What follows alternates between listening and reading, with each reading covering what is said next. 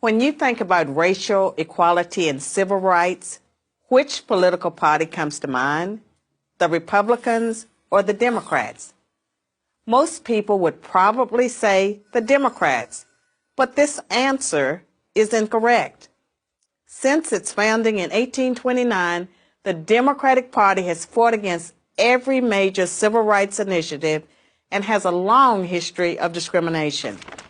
The Democratic Party defended slavery, started the Civil War, opposed Reconstruction, founded the Ku Klux Klan, imposed segregation, perpetrated lynchings, and fought against the Civil Rights Acts of the 1950s and 1960s.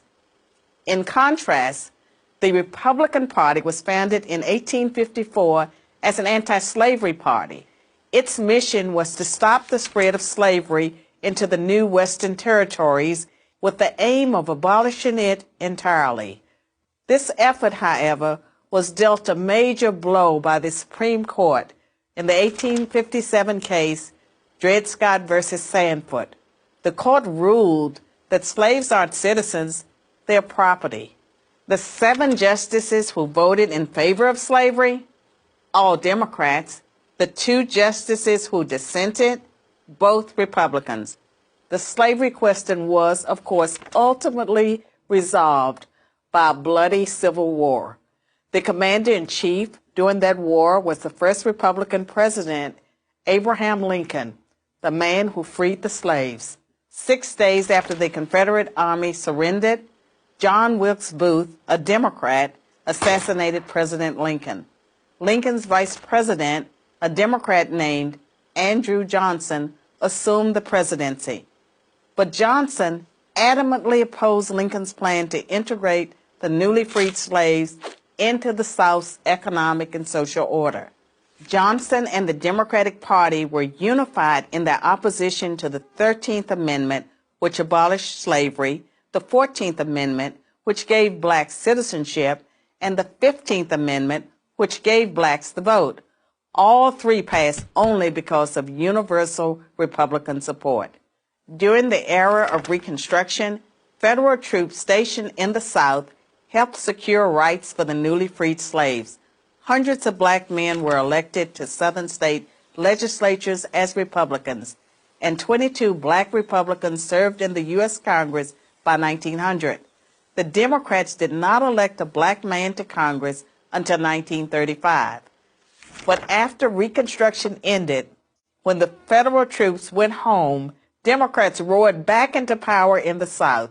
They quickly reestablished white supremacy across the region with measures like black codes, laws that restricted the ability of blacks to own property and run businesses, and they imposed poll taxes and literacy tests used to subvert black citizens' right to vote.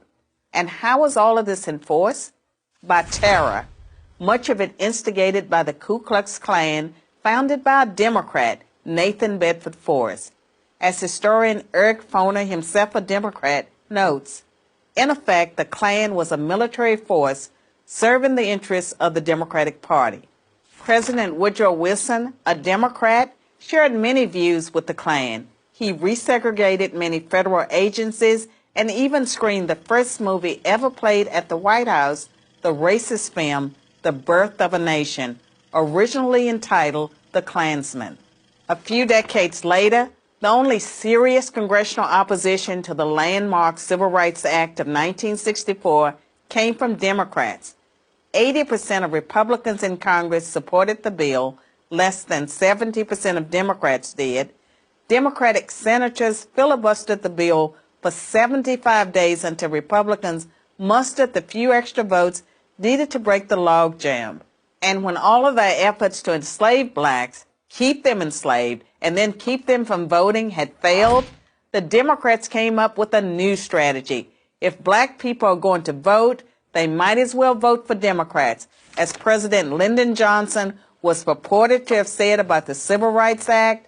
I'll have them voting Democrat for 200 years.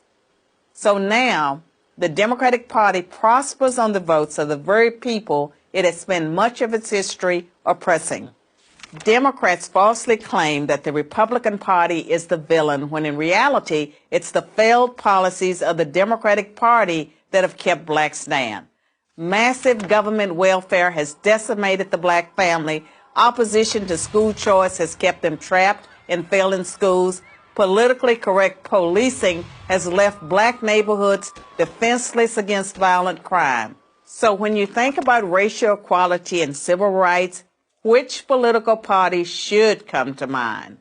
I'm Carol Swain, professor of political science and law at Vanderbilt University for Prager University. Thanks for watching. To keep our videos free, click here.